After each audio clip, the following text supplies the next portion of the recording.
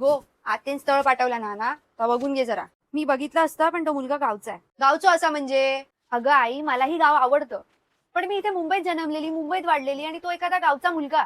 तूच सांग कसं जमेल? काय झालं नाही जमत? गावात माणसात माणूस असल्याची जाणीव असता.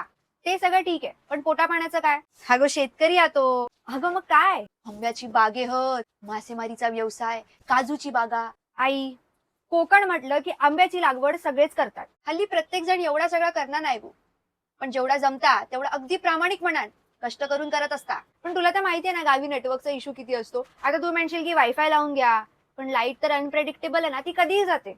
म्हणजे माझ्या कॉल्स आणि मीटिंगचा तर बट्ट्या बोळच. तुका काय गाव म्हणजे काय कमी वाटलो हा?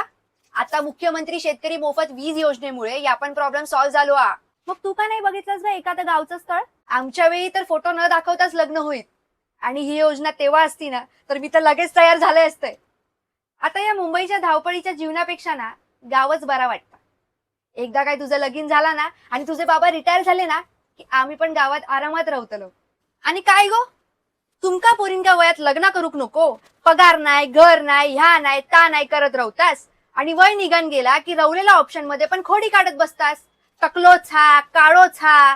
गो, त्यापेक्षा शेतकरी कर, कष्टान कमवून तरी घालीत तुका, कारण ते का आता सरकारच्या लाभदायी योजनांची साथ असा.